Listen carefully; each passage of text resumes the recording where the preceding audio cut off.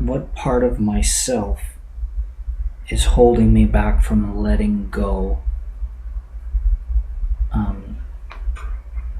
just in life and in when I go inside, and just like there's a part of myself that I feel is just hanging on to this reality or something. And what is that specifically that's stopping me from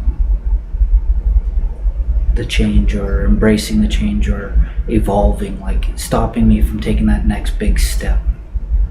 Well, with practically all of you, that's fear. Fear of something. Fear manifests in the idea of disconnection. If you're living in a state of fear, not to say that you're living in a state of fear, but on some level there is something that is holding you back, a fear of change, a fear of failure, a fear of judgment, a fear of self-doubt for being able to accomplish that which you are seeking. You all know what fears are out there. When you're living your life with a fear-based belief system, you can't possibly manifest that which you really desire. You will manifest that which you are fearful of, because that's where your focal point will be. That is where your awareness lies. But oftentimes, many of you are unaware of what these fears are. That is why there is a saying on your planet that goes something like this: the key to success lies one step outside your comfort zone. So feeling and experiencing a bit of anxiety, a bit of doubt, is okay. Allow yourself to feel that. Accept that for the challenge that it is. Is there to show you something. Is there to show you that you have a belief system somewhere that is holding you in resistance. And by stepping into it, as opposed to stepping away from it, will then allow you to move forward. It will allow you to challenge yourself in the situation enough that you will then build little pieces of self-confidence that will then remind you that you are capable, that you have the potential to do all that you desire. This isn't to say that if you can't fly, jump off a cliff, just hoping that you can do so. Know your limits, stay within them, but step outside of them just a little bit.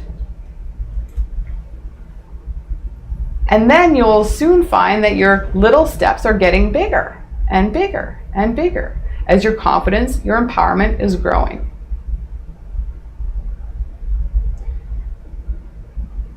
This is why we suggest the importance of looking into your past a little bit. We don't mean that you need to live there for years. This doesn't need to be a long, drawn-out process. But it is important to bring awareness to memories of your past. Oftentimes, this is where our fears lie, whether you like to acknowledge that or not. So when you get there, when you figure out what your memories are, which for many of you can also take some time, some exploration, some self-indulgence into old photo albums, letters, whatever it takes, smells, sounds, sights. Allow yourself to bring memories forth simply for the awareness of them, not necessarily to judge them, to recreate feelings that you may not wish to continue to express, but for the release of them, to bring them forth, to acknowledge them, to love them as you do any other situation that may have been deemed more positive. Because remember, there really is no such thing as a positive or negative experience. They are just all experiences. That's it. It's judgment that places value on the experiences. And this is one of the lessons of human life. So you may as well start this lesson of non-judgment through your own memory bank, through your own awareness of your past, your history. And we, oddly enough, talked about this very topic the last time in this room. And it is the only time that it has come up in conversation to this degree. So since we're here, we may as well finish with this conversation. When you acknowledge your memories, then the next step is to recreate that experience how you would have preferred it to transpire, how you would have preferred it to see play out. Recreate it. It's your life to create, whether it's in a memory or whether you feel that it's linear, physical. It doesn't matter. You're creating all the time. You're creating in your dream state. You're creating in your state of meditation. You're creating now. So recreate your memory while being accepting of the initial one. Knowing that life really isn't a personal experience, no matter how personal you think it may be, it really isn't. That is part of the illusion. That is the difficulty of being a human being. We get this. We have lived this ourselves. Many of us who are in this room right now, we have been there with you. So we're not shy to the idea of it. We recognize this. But we can clearly tell you that it doesn't need to be experienced that way to the degree that it is. There will always be a degree of this because you are human right now. But your memories are your memories. So recreate them.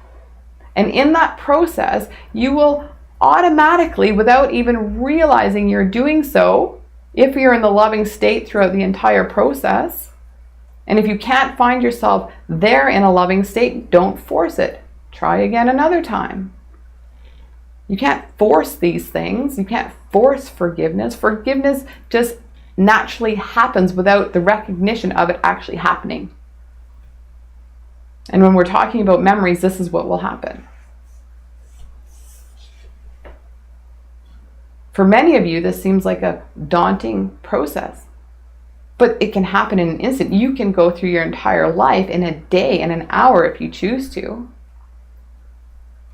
You can actually bypass this step altogether and just love your experiences for what they are. Allow yourself to be open to all possibilities. Follow the synchronicities that you're aligning yourself with without feeling fearful of them. Dive into your life. Take control of it. You are in control. The key is to let go of control, to tap into that control, because the control that you're trying to find is beyond the physical mind. It needs to come from the soul. It needs to come through the connective tissue of the heart, not the brain.